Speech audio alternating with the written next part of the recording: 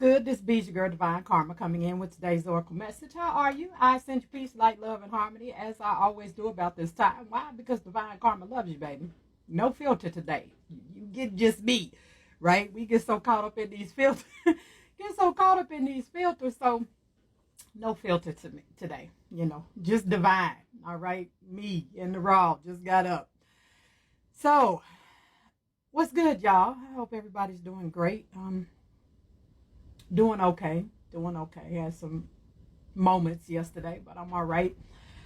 Today I want to talk about the difference between venting and self-sabotaging yourself and keeping yourself in an energy you don't want to be in, right?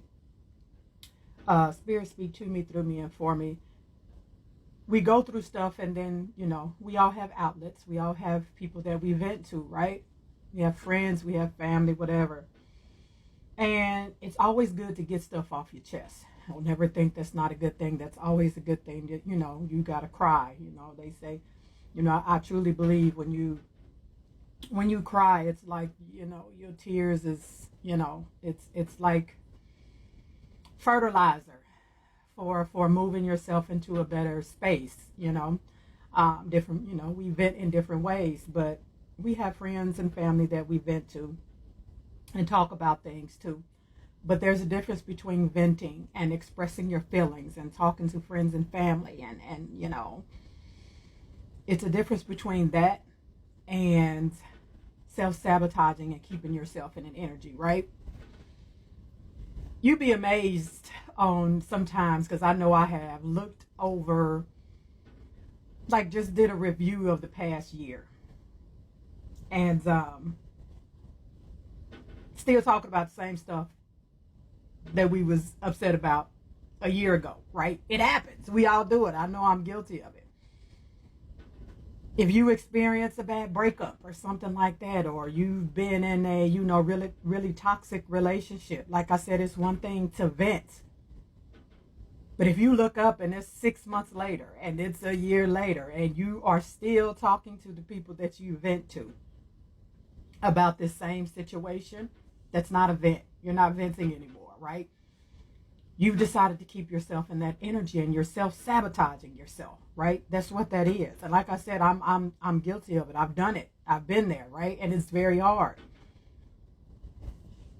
Going through a divorce, I went through a divorce, and for probably I took a year off of just dealing with self. I didn't date. I didn't talk, just nothing. Dealing with self, right? Crying to myself, venting. I needed that space. Like I needed that, man, that humbleness and that moment, even though it was a long moment, to be still, right? So I can hear spirit. But now, 3.5 years later, difference, right? I can talk about it in a different energy, and not that I bring it up. Like I might be talking to someone or a friend or somebody that's going through, a divorce or something I went through, and I can share my journey and be like, I know it's hard. This is what I did. I know I went through this same. That's different. You know what I'm saying? But at this point, I can do it without embodying the energy. I can do it without self-sabotaging myself, because I'm no longer in that energy, right? People often wonder why New Year's resolutions for a lot of people don't work, especially when you are dealing with, you have toxic people in your circle or whatever have you. You don't get to the goal because 30 days after your New Year's resolution, you still talking about this. 90 days after you still talking about this. 6 months into the new year, you still talking about. It's not a vent at this point. You are self-sabotaging yourself and leaving yourself in that energy, right? And people wonder why I can't get out of this. You talking about it every day. Every chance you get to somebody. When they say misery loves company, sometimes the misery, the company and misery, the combination of those two, for lack of better words, sometimes it's unintentional. we all have people that we can talk to and vent to, right? And, you know, sometimes that person just listens, right? Because they've been there or they in the middle of that themselves, right? So it's not like sometimes that misery loves company. It's not intentional to be like that. Sometimes it is, but for sometimes if you just got somebody that you vent to, that misery loves company, it's like it's unintentional because they're just trying to be a good friend, a good family member and listen to you vent, right? But at the same time, somebody has to tell you at some point, right? And people get in their feelings, you know, when they not ready to hear that. But at some point, a real person that really, really loves you and cares about your spiritual well-being and your you know, emotional and your subconscious, mental, all of that will tell you, hey, Divine, been through a lot, you have. How about we don't talk about this? We've been talking about this for the last 90 days, 6 months. How about we move into a different energy? Because I feel like you kind of self-sabotaging yourself because you keeping yourself in that energy. Whatever you give your pay attention to, that's why it's called pay attention, right?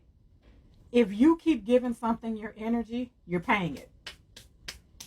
You making it rain, all right? Whatever you give your energy to, you making it rain. You paying that attention to it, right?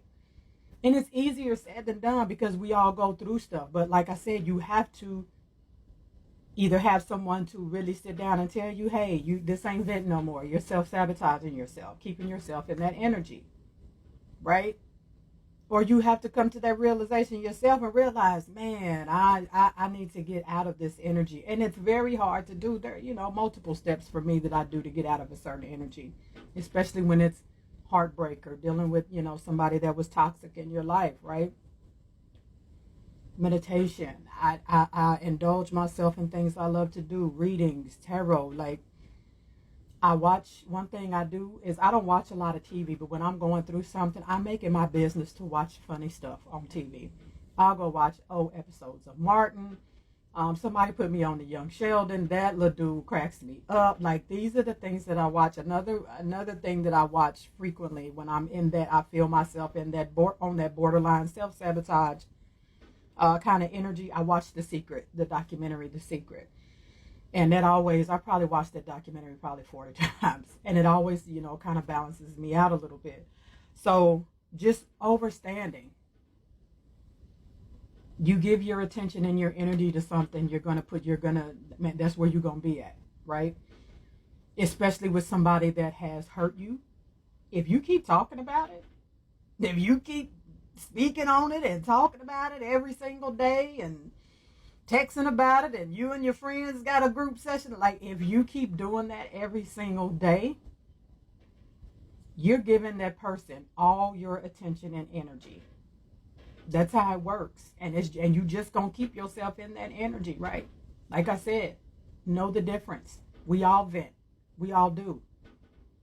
You've got there's not a one size fits all when it comes to healing, especially overstaying that. It's not. And I'm not speaking on, but part of the healing process, right? You can't get out of something if you are still embodying the energy, talking about it, thinking about it. It's hard not to think about something. Like, you have to find ways to get your mind on other things, right?